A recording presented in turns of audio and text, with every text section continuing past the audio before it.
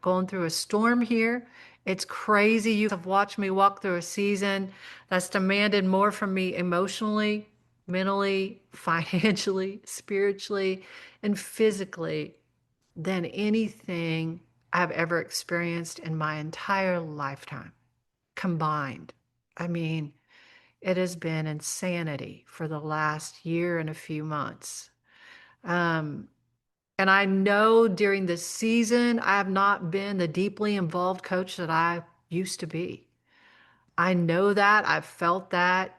There have been days when I honestly have had very little left to give, and days when I just had to fight to remain standing and even to continue serving at all. I'm not saying that for sympathy. I'm saying it because I'm never going to stand in front of you ladies and pretend that strength means you're never affected by what happens to you. That is not true. Strength is not being untouched by pain. It's not.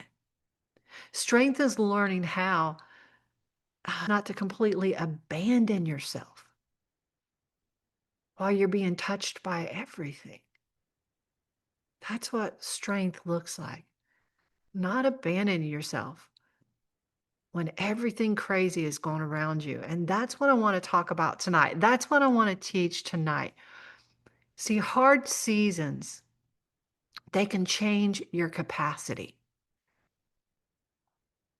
And one of the most dangerous things I think we do to ourselves is expect our capacity to remain exactly the same when our lives have drastically changed. Maybe you're going through some type of thing yourself. Maybe you're going through grief, or you may be caring for somebody, or maybe even dealing with financial pressure, marriage problems, health problems, maybe exhaustion, hormonal changes, or a situation that just consumes your thoughts from the moment you wake up. I've been there. I'm there right now. All of the above almost. Not having marriage problems, but you name just about everything else and I'm on that list. But here's the thing we keep doing. We keep judging ourselves by the capacity we had before the crisis began. You say, well, I used to work out 5 days a week. I used to meal prep. I used to be disciplined. I used to have energy. I used to be able to handle everything. And every time you compare your present capacity of what you can hold to your former capacity, you conclude that you're just failing. But I want you to hear me. A reduced capacity to handle everything doesn't mean you've become a reduced woman. Not at all. Not at all. You're not weak because something becomes heavy. You're not lazy because you're tired. And you're not failing because you can't currently perform at the level you once could. I hope you hear that. But, and this is important, we can't allow compassion for ourselves to become permission to completely disappear either. There's a difference between adjusting your expectations and abandoning yourself.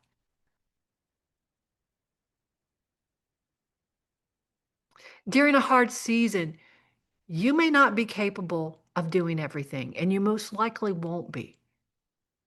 But you have to decide what you're still capable of doing. And some days, that means just breathing. That's when you get into horrible life situations. But you need a minimum standard. What is my minimum standard? You know, it's not where you plan to stay forever at all, but it's the floor that's going to prevent you from falling through your own life. This is my minimum standard, something that I will not compromise on. It's the promise that says, even here, right here in this craziness, I'm going to still take care of myself. Even here, I'm still going to nourish my body. We can't let everything just go. Even here, I'm still going to move my body.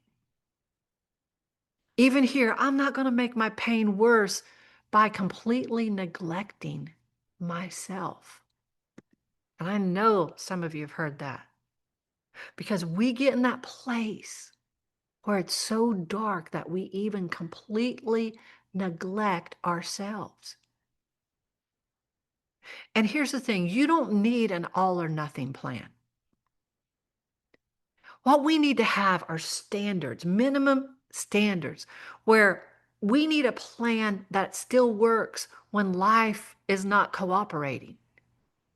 You know, we can't be in and out, up and down. Yes, horrible things are going to happen to us, crazy things, time crunches, all the things. But we've got to have that minimum standard that works, even when life is crazy. Maybe it's not a tragic situation, maybe it's just life.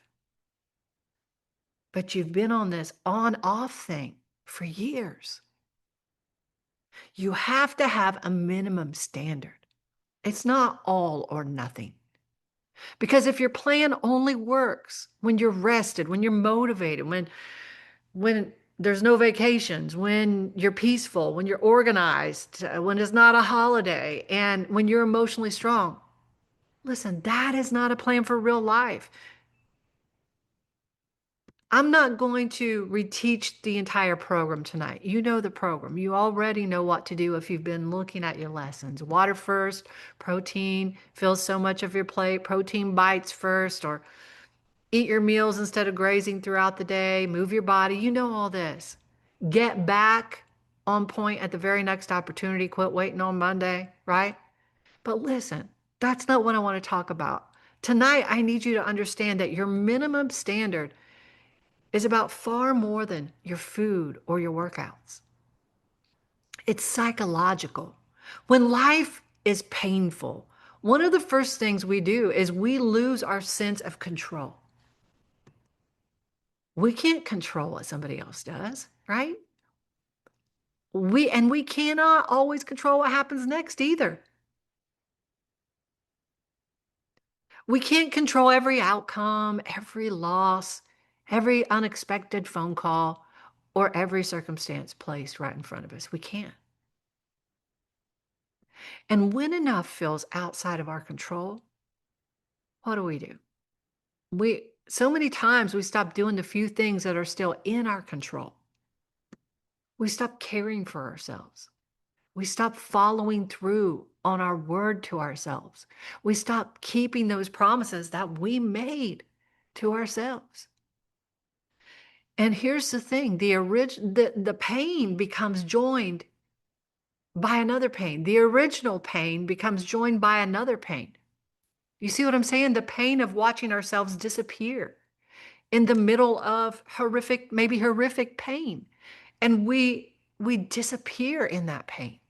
And that is yet another pain.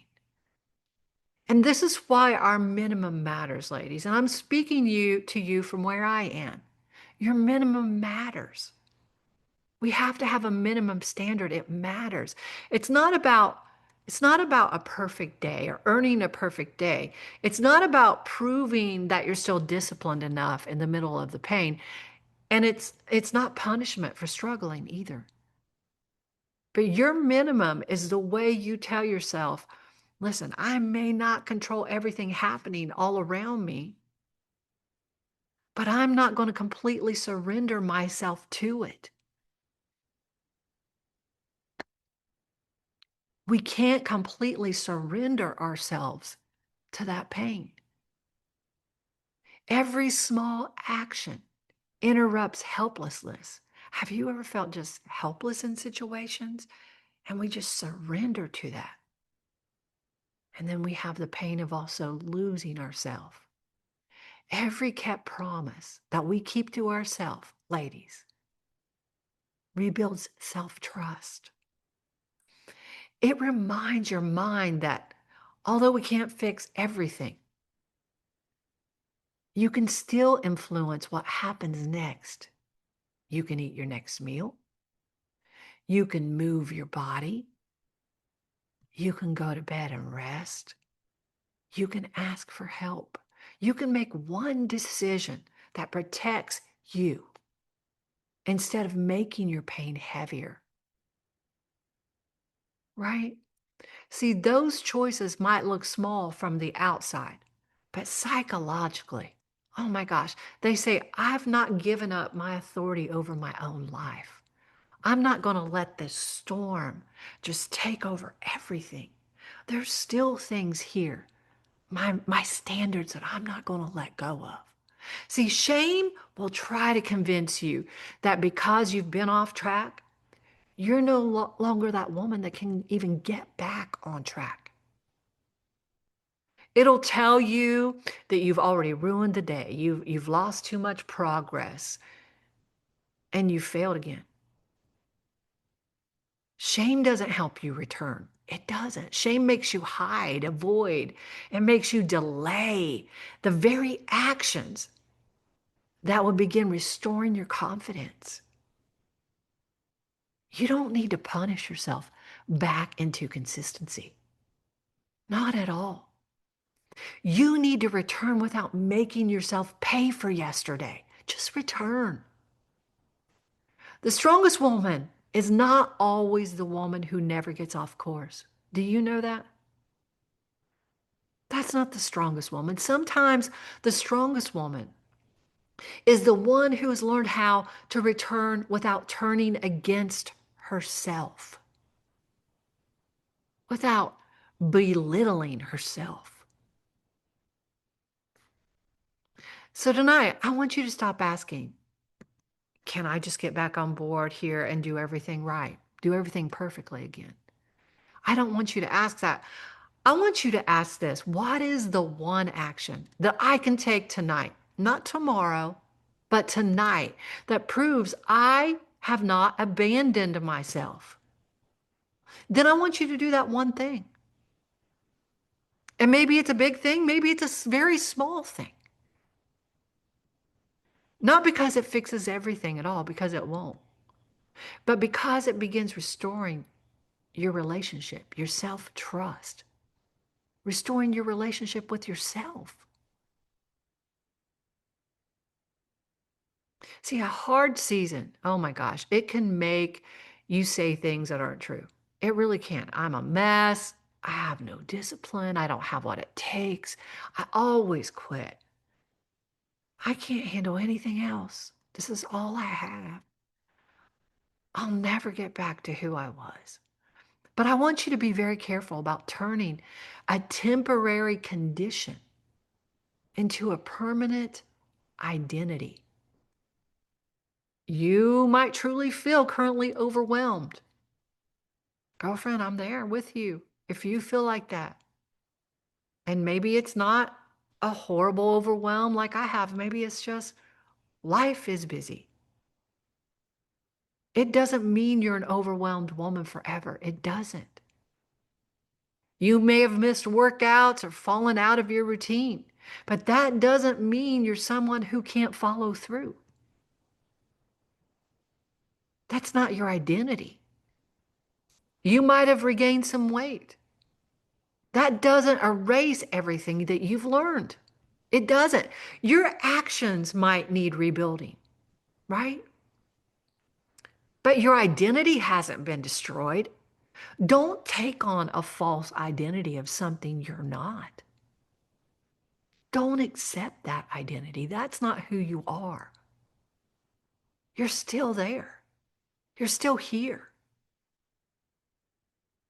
And sometimes being still here is not a small accomplishment at all. Sometimes it's evidence of tremendous strength.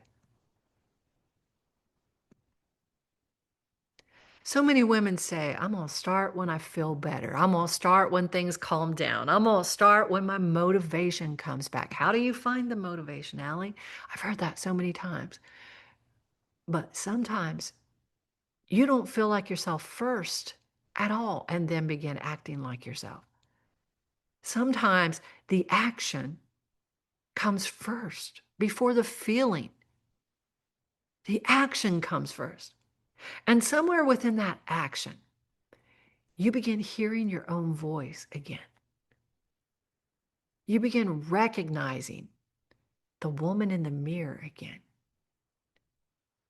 You don't have to climb an entire mountain tonight. That's not what I'm asking. But you do need to stop digging that hole deeper.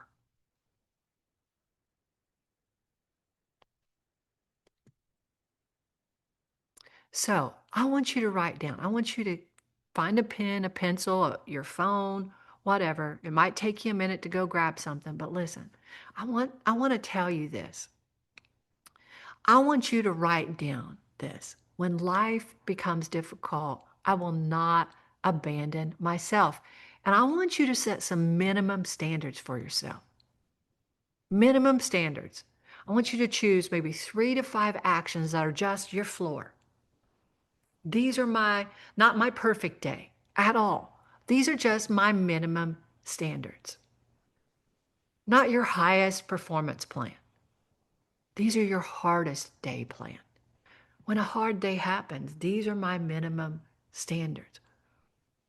What are you going to continue doing when your emotions are exhausted?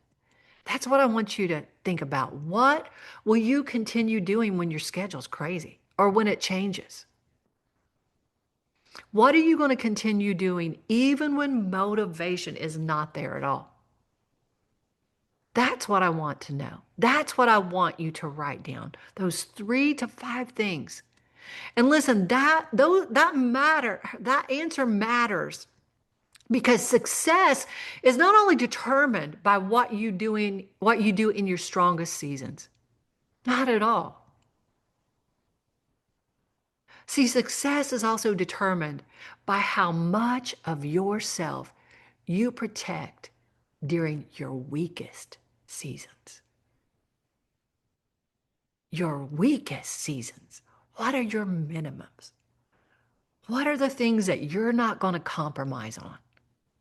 What are your minimum standards?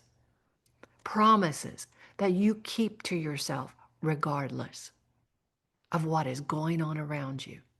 Is it, I'm going to drink water. I'm going to drink my water. I know it sounds silly, but the last thing you need to do in the middle of crazy season is be dehydrated on top of everything else. And that may sound really stupid, but it's not. What are your minimum standards? What is it? I can't promise you that, I can't say that life is going to just get easier because you have minimum standards. It doesn't. It doesn't just get easier quickly at all. And I can't promise that every painful situation is going to resolve on the timeline you want. I am evidence of that. But I can tell you this. You can go through something difficult without allowing it to take every part of you. Do you hear me? You can bend without breaking. You can bend without breaking. You can reduce the stress on your life without surrendering your identity. And you can rest without quitting.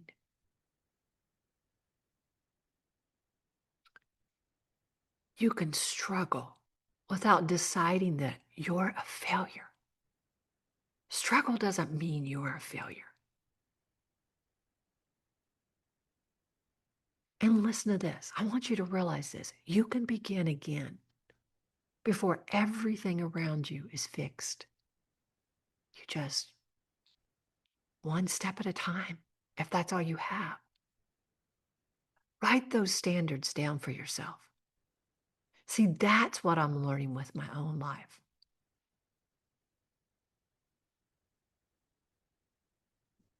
I'm still standing. I'm still becoming. I'm still fighting to remain. And I want every woman here at Phoenix to understand you don't need to wait until you're completely healed, completely motivated, completely free from all the pressure to take the next step. And tonight, we are not promising ourselves perfection at all. You're not going to be perfect in these days. So it's not a promise of perfection. It's a promise to yourself that you will not disappear. That is what this is about. No matter what you're walking through, you're going to continue to leave evidence that you still belong to you, that you still matter, that you still matter because you do.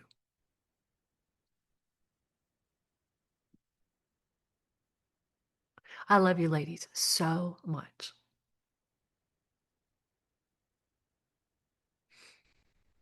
How do I even end this? I don't even know. I don't know. I want you to write those minimum standards down. And I want you to remember them when life is easy. And I want you to remember them when life is hard. These are the things I'm going to do. And I'm not a failure.